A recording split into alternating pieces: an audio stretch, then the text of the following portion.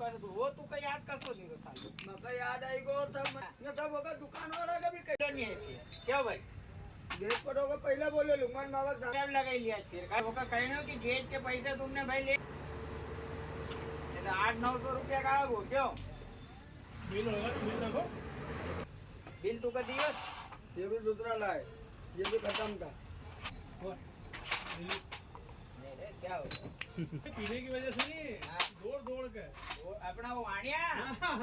वो दिलीप कहते हैं अरे 5-7 हजार रुपए उसने लगाए उसके जेब से वो जमा जीतू भाई जीतू